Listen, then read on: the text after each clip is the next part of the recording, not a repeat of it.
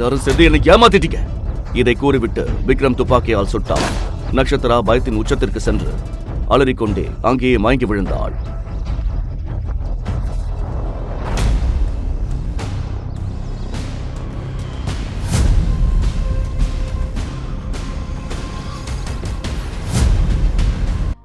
கடவுளே, இவர் என்ன வெக்கமே இல்லாம இப்படி கேக்குறாரு என அவள் மனதிற்குள் நினைத்து கொண்டாள்.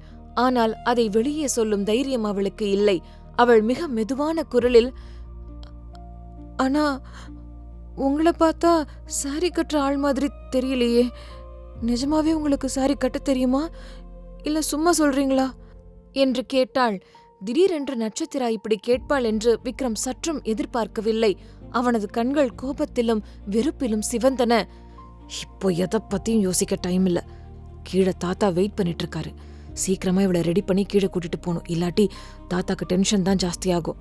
மறுபடியும் தாத்தாவை சீரியஸான கண்டிஷன்ல பார்க்க என்னோட மனசுல தைரியம் இல்ல என மனதில் நினைத்து கொண்டவன் அடுத்த நொடியே வேலையில் இறங்கினான். அவளுடைய கேள்விகளுக்கு பதில் சொல்ல விரும்பாத விக்ரம் விறுவிறுவென்று தனது அலமாரிக்கு அருகே சென்றான். கோபத்தோடு அதில் ஒரு சேலையை உருவி எடுத்தான். அதை பார்த்து பதறிப்போன நட்சத்திரா, நீங்க நீங்க என்ன பண்றீங்க என பதட்டத்தில் தடுமாறிக்கொண்டே கேட்டாள். உன்னோட தேவையில்லாத கேள்விக்கெல்லாம் பதில் சொல்ல எனக்கு நேரம் இல்ல. வாயை மூடிட்டு சீக்கிரம் துணியை கழட்டு. நான் உனக்கு ஹெல்ப் பண்றேன்னு ஒரு வாட்டி சொன்னா புரியாதா? எதுக்கு இப்படி திருத்திருன்னு முழிக்கிற என்று எரிச்சலோடு கத்தினான். உண்மையில் விக்ரமின் திட்டம் என்னவோ வேறுதான். அவன் தன் கண்களை மூடிக்கொண்டு அவள் சேலை கட்டுவதற்கு சரியான வழிகாட்டுதலை மட்டுமே கொடுக்க நினைத்தான். ஆனால் நட்சத்திராவுக்கு அது தெரியவில்லை. இங்க பாரு, எனக்கு பொறுமை ரொம்ப ரொம்ப கம்மி. நான் சொல்றத மட்டும் செய், மத்தத நான் பாத்துக்கிறேன் என விக்ரம் சொல்லி முடித்தான். நட்சத்திராவின் உள்ளம் பதபதைத்தது. இல்ல, முடியாது, நான் அப்படி எதையும் செய்ய மாட்டேன் என்று தனக்குள் உறுதிப்பட சொல்லிக் கொண்டாள். அவளுடைய கண்கள் அதிர்ச்சியில் அங்கும் இங்கும் அலைப்பாய்ந்தன. ஐயோ முருகா, ஏதாவது ஒரு வழியை காட்டு. இவர் முன்னாடி நான் எப்படி என்னோட ட்ரெஸ்ஸை கழட்டுவேன்? இவருக்கு கொஞ்சமாவது வெக்கம் இருக்கா இல்லையா? ஒரு பொண்ணு கிட்ட போய் இப்படியா பேசுறது என்று மனதிற்குள் குமுறி தவித்தாள். விக்ரமிடமிருந்து தப்பிக்க ஏதாவது ஒரு வழி கிடைக்காதா என்று நட்சத்திராவின் மூளை தீவிரமாக சிந்தித்தது. அப்போது மின்னலென ஒரு யோசனை அவளுக்கு தோன்றியது. சட்டென்று விக்ரமின் முகத்தை பார்த்து பேசத் தொடங்கினாள். அது அந்த மிஸ்டர் மான்ஸ்டர் என்று அவள் பதற்றத்தில் உளறினாள். மனதிற்குள் அவனை எப்போதும் மான்ஸ்டர் என்று திட்டிக் கொண்டிருந்ததால் அதே வார்த்தை அவளையும் அறியாமல் நழுவி வெளியே வந்துவிட்டது. விக்ரம் குழப்பத்துடன் அவளை ஏறிட்டு பார்த்தான். என்ன சொன்ன என்று அவன் சந்தேகமாக கேட்டான். தன்னுடைய தவறை உணர்ந்த நட்சத்திரா நிலைமையை சமாளிக்க உடனே பேச்சை மாற்றினாள்.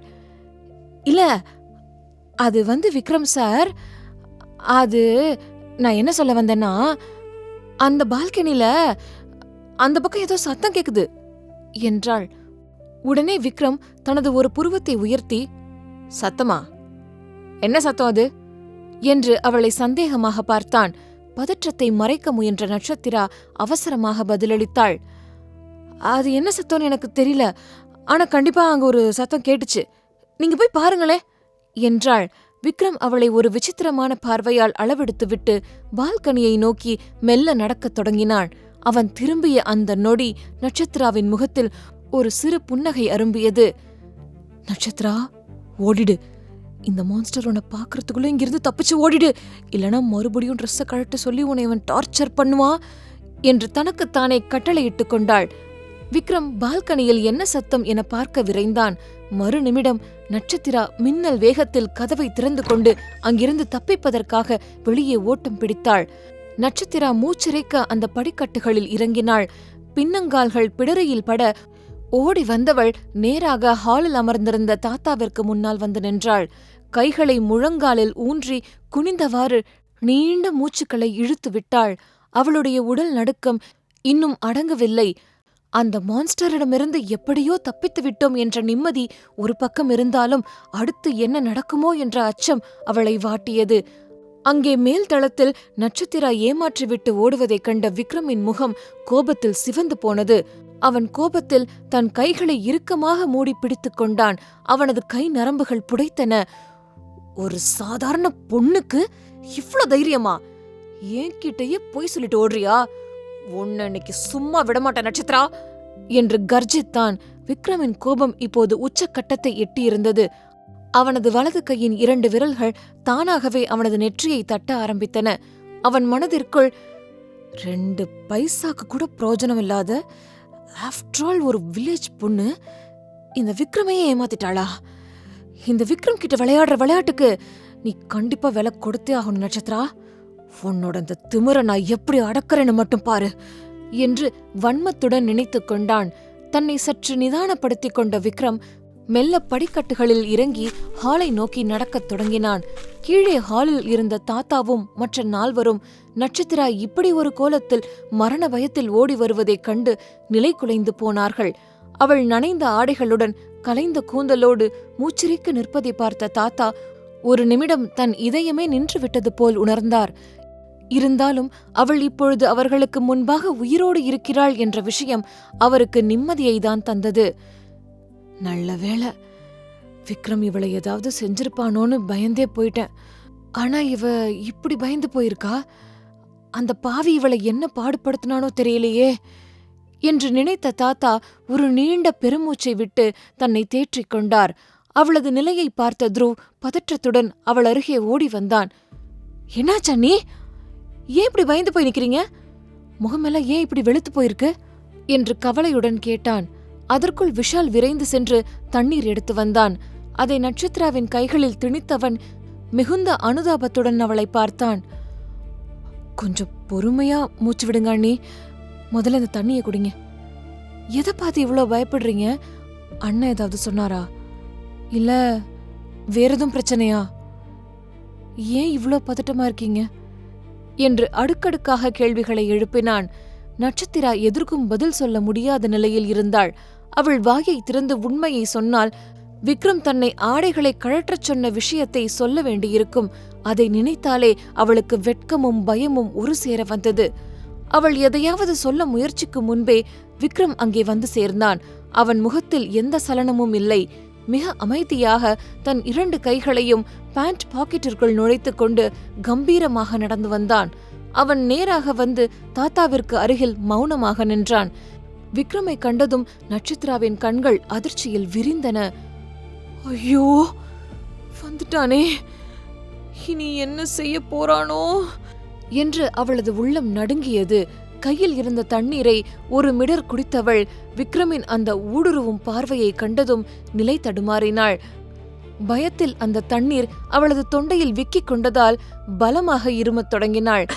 அவள் சில நிமிடங்கள் தொடர்ந்து இருமிக் கொண்டே இருக்க அவளுடைய முகமே சிவப்பு தக்காளி பழம் போலானது. மெதுவா நீ, மெதுவா. என்னாச்சு உங்களுக்கு? ஏன் இவ்வளவு பதற்றம் என்று த்ருவ் அவளது முதுகை தட்டி கொடுத்தான். விக்ரம் எதையும் கவனிக்காதது போல் தெரிந்தாலும் அவனது பார்வை நட்சத்திராவையே நிலை குத்தியிருந்தது. ஏன் நட்சத்திரா, தண்ணி குடிக்கும்போது கூட இவ்ளோ கேர்லெஸ்ஸா இருந்தா எப்படி என்று அவன் மிகவும் சாதாரணமான குரலில் கேட்டான். ஆனால் அந்த வார்த்தைகளுக்குள் மறைந்திருந்த எச்சரிக்கை நட்சத்திராவிற்கு மட்டுமே புரிந்தது. நட்சத்திரா பயத்தில் தண்ணீரை தரையில் சிந்தினாள். அது அது வந்து நான் என்று அவள் இழுத்தாள். பரவாயில்ல விடு, நீ ஓடி வந்த வேகத்துக்கு உனக்கு தாகம் எடுக்கிறதுல தப்பில்ல. ஆனா ஓடி வரத்துக்கு முன்னாடி நீ செய்ய வேண்டிய வேலையை முடிச்சுட்டு வந்திருக்கலாமே என்று விக்ரம் அவளை பார்த்து ஒரு நக்கலான புன்னகையை வீசினான். தாத்தா விக்ரமை முறைத்து பார்த்தார். விக்ரம், அவதான் பயத்துல இருக்கால, அப்புறம் எதுக்கு அவளை மேலும் பயமுடுத்துற? அது சரி, அவ ஏன் இப்படி ஓடி வந்தா? நீ அவளை பயம் காட்டினியா என்று அதட்டலாக கேட்டார். விக்ரம் தோள்களை குலுக்கினான். அது அவகிட்ட கேளுங்க தாத்தா. அவளுக்கு தான் பால்கனில ஏதோ விசித்திரமான சத்தம் கேட்டுச்சான். அதான் பயந்து போய் ஓடி வந்துட்டா. எனக்கெனவோ அவளுக்கு காதுல ஏதோ கோளாறுன்னு தோணுது. இல்லனா இல்லாத ஒரு விஷயத்த பொய் சொல்ல வேண்டிய அவசியம் அவளுக்கு என்ன என்றான். நட்சத்திரா தலை குனிந்து நின்றாள். அவளால் விக்ரமின் கண்களை நேராக பார்க்க முடியவில்லை. விஷால் மீண்டும் அவளிடம் தண்ணீரை நீட்டினான். இந்தாங்கண்ணி, கொஞ்சம் நிதானமா குடிங்க, பயப்படாதீங்க என்றான். நட்சத்திரா நடுங்கும் கைகளுடன் அந்த தண்ணீரை வாங்கிக் கொண்டாள். தாத்தா, இவளுக்கு இன்னும் இந்த வீட்டோட பழக்க வழக்கம் எதுவும் தெரியல போல. அதான் நான் சொல்லிக் கொடுக்க ட்ரை பண்ணேன். ஆனா இவளுக்கு அது பிடிக்கல. அதான் இப்படி ஓடி வந்து நிக்கிறா. என்று விக்ரம் ஒரு வெடிகுண்டை வீசினான். அதை கேட்டதும் நட்சத்திரா மறுபடியும் இருமத் தொடங்கினாள். நட்சத்திராவின் இருமல் சத்தம் அந்த ஹால் முழுவதும் எதிரொலித்தது. அவளது கண்கள் சிவந்து நீர் கோர்த்து நின்றன. இதை பார்த்ததும் ஆகாஷும் சங்கரும் பதறிப்போய் அவள் அருகே ஓடி வந்தனர். நட்சத்திராவின் குழந்தைத்தனத்தை பார்க்கும்போது அவர்கள் 4 பேருக்கும் புதிதாக ஒரு குட்டி தங்கை வந்துவிட்டாள் என்ற உணர்வுதான். ஆனால் அவள் விக்ரமின் மனைவி என்பதால் முறைக்காக அண்ணி என்று மரியாதையாக அழைத்தார்கள். ஆகாஷ் மென்மையாக நட்சத்திராவின் தலைமுடியை கோதிவிட்டு அவள் தலையை மெல்ல தடவி கொடுத்தான். பயப்படாதீங்க அண்ணி, ஒன்னும் ரிலாக்ஸ் என்று அவளை தேற்றினான். அதே சமயம் சங்கர் அவளது முதுகை தட்டி கொடுத்து இருமல் அடங்குவதற்காக மெதுவாக நீவி விட்டான். அவர்கள் கொடுத்த அந்த ஆறுதல் நட்சத்திராவின் பயத்தை சற்றே குறைத்தது. ஆனால் அங்கே நின்றிருந்த விக்ரமின் நிலைமை வேறு. ஆகாஷும் சங்கரும் நட்சத்திராவை தொடுவதையும் அவளுக்கு ஆறுதல் சொல்வதையும் பார்த்த விக்ரமின் கண்கள் கோபத்தில் அனலாக தகித்தன. மெல்ல தலை நிமிர்ந்த விக்ரமை பார்த்தவர்களுக்கு தூக்கி வாரி போட்டது.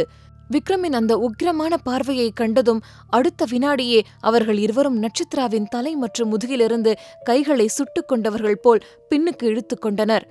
என்னடாது இப்படி பாக்குறான், நாம் அப்படி என்ன செஞ்சிட்டோம் என்பது போல அவர்கள் கண்களாலேயே ஜாடை பேசிக்கொண்டனர்.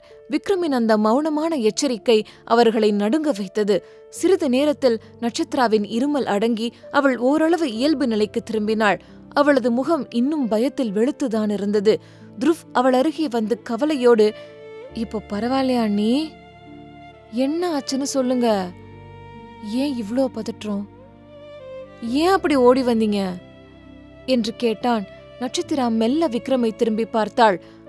அவன் கைகளை கட்டிக்கொண்டு, ஏங்க உண்மைய சொல்லி பாரு, அப்புறம் இருக்கு உனக்கு என்பது போன்ற ஒரு சவாலான பார்வையோடு அவளையே பார்த்து கொண்டிருந்தான். மிகவும் அப்பாவியாக தன் முகத்தை வைத்துக்கொண்ட நட்சத்திரா, அது அது வந்து துருவண்ணா, நான் நல்லாதான் இருக்கேன், எனக்கு ஒன்னும் ஆகல என்றாள். எதுவும் ஆகலையா? எதுவும் ஆகாம தான் இப்படி பதறி போய் வந்திருக்கீங்களா என துருவ் கேட்டான். ஐயோ, இவர் விஷயத்தை தெரிஞ்சுக்காம விடமாட்டார் போலையே என மனதிற்குள் நினைத்து கொண்டாள் நட்சத்திரா. அவள் வேறு வழியே இன்றி மெதுவாக வாய் திறந்தாள். அது அது வந்து எங்க ரூம்குள்ள திடீர்னு ஒரு பெரிய எலி வந்துருச்சு. அதை பார்த்ததும் எனக்கு உயிரே போயிடுச்சு. எனக்கு எலினா ரொம்ப பயம். அதான் அங்கிருந்து அலறி அடிச்சுக்கிட்டு இங்க ஓடி வந்துட்டேன் என அவள் சொன்ன அந்த பதிலை கேட்டதும் விக்ரமுக்கு கோபம் உச்சந்தலைக்கு ஏறியது. அவனது ரத்தம் கொதிக்க ஆரம்பித்தது. என்னது, எலியா? இவ என்ன ஒரு எலின்னு சொல்றாளா? இந்த விக்ரம பார்த்து எலின்னு சொல்றதுக்கு இவளுக்கு எவ்வளவு தைரியம் இருக்கணும் என்று அவன் மனதிற்குள் சீறிக்கொண்டிருந்தான். என்ன நடக்கப் போகிறது? விக்ரம் தனக்கு போட்ட கான்ட்ராக்ட் பற்றி அனைத்தையும் நட்சத்திரா தாத்தாவிடம் சொல்வாளா, அல்லது விக்ரமுக்கு பயந்து மறைப்பாளா? முழு கதையையும் கேட்டு மகிழ பாக்கெட் FM ஆப்பை டவுன்லோட் செய்யுங்கள். லிங்க் டிஸ்கிரிப்ஷனில் கொடுக்கப்பட்டுள்ளது.